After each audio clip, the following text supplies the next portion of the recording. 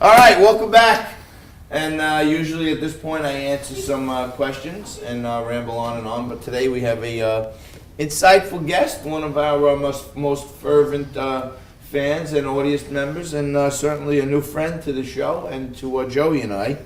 We even got his new book, Dream Walker, autographed to us. Yes, that will go in the to my new Coffee and friends, Tobacco Coffee and Museum Tobacco. someday. That's right. And Charles Berton is here with us today to talk about the new book, Dream Walker. Charlie, thanks for your present every day here on the web. You're logged in. There's finally a face to the name on the message boards. We've met you before, but for our audience who missed that episode of Street Sense, you're back again, your second appearance. And tell us a little bit about Dream Walker. Like, what's behind it? What inspired you to do it? How'd you do it? Did you do it all yourself? Someone help you? Give us some of the background on it. Well, I'm excited to be here again, and thanks for having me. Of course. What was the question? What inspired you to start writing a book? Tell us about Dream Walker. What makes you wake up one day and say, you know what, I'm gonna write a damn book? Well, I guess I have a lot to say. As you know, on the message board, I'm always saying something. I'm always sticking my 2 cents in. Oh yes. I'm never without words, and I always have ideas. And I've been an artist all my life. I never found the right niche, but I've always been a storyteller, and I felt like I was ready at 39 years old to start writing that. I started it in August of 2005, and coincidentally, that's when the story starts. So.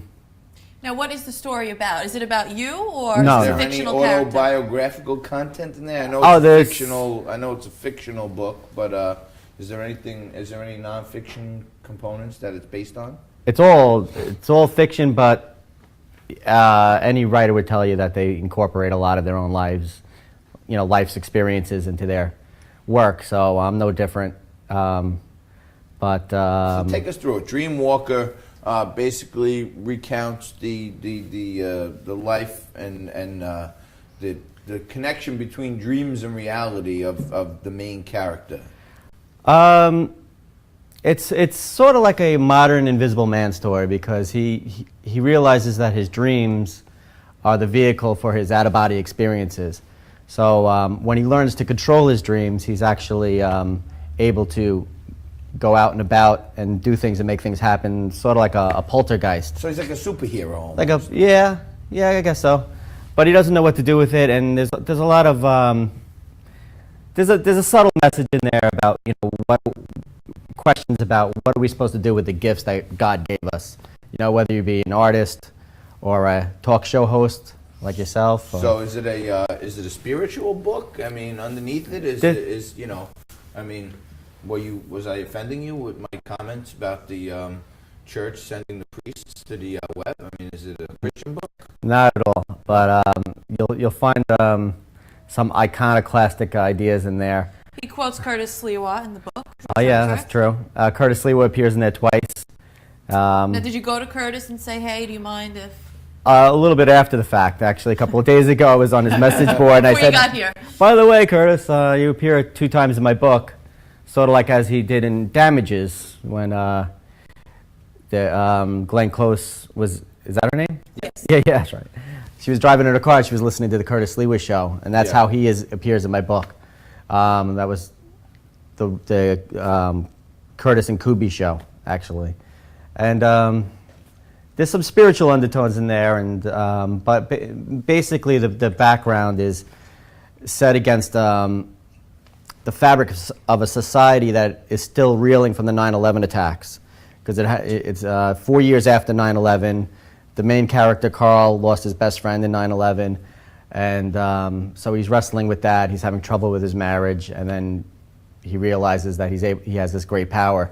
He doesn't know what to do with it, and he works it out. Are there any similarities between you and Carl?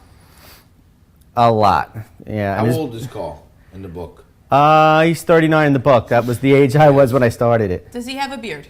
No. Does he wear a brown jacket? No. I just got this yesterday. All right. So no spiritual, little spiritual undertones, No, I mean, but I guess really... it's about what do you, the idea is you get these gifts and, the symbolism is what are you supposed to do with them? Like We all have Sonny different- says in A Bronx Tale, there's nothing sadder than wasted talent. Right. And as Dan Quayle once said, the mind is a terrible thing. To waste. Well, that's what he said. Mind's a terrible thing. I got it. That could be true. And how long did it take you to write this book, Charlie?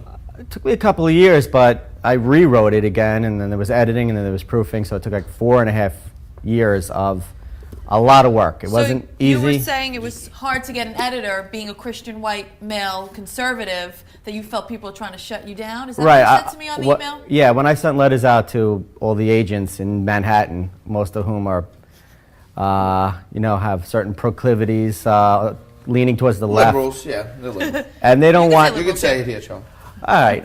It's okay. But We have Al Sharpton on here, so we can. We're understand. covered. We're good. It's an apolitical book. It doesn't make any. It's not preachy, and maybe that's what the liberals don't like about it, because everything that they put out in movies and in books, everything that gets their stamp of approval happens to be very preachy. The Christian is always the evil. It used to be the butler did it. Now it's the Christian did it, and so it kind of smashes those. So we're back on those trends. We're back on the Christian tones, but I must say, so I think I don't want to frame this as a Christian book. No, he starts out in life, not in the book though, but earlier on in his life, he was a Christian, but after 9/11, he started having his doubts, and So then he became an atheist. He became bitter, belligerent, drinking a little too much, but it all works out in the end. Now, you didn't actually have a publisher. You published this yourself, which Right. anyone can do. My brother's in the middle of it right now, and if you have Well, the money, you can Right, and publish let me it tell yourself. you, for those of you watching at home, you go to www.charlesberton.com to purchase a copy of Dreamwalker, and get down there. These are, like Charlie said, he's an artist, and he's been an artist his whole life, and he's been a storyteller, and the beauty of today's technology and internet and innovation and things like the iPad and the Kindle is that regular Joes like you and me, Charlie, we can make our own TV shows like we do here on UbaTV, and we can make our own books, but we need consumers to support those creative outgrowths to continue, and to let other people say, oh, well, Charlie did good. He sold 10,000 books. That gives me motivation to want to actually put my gift to work and write my book.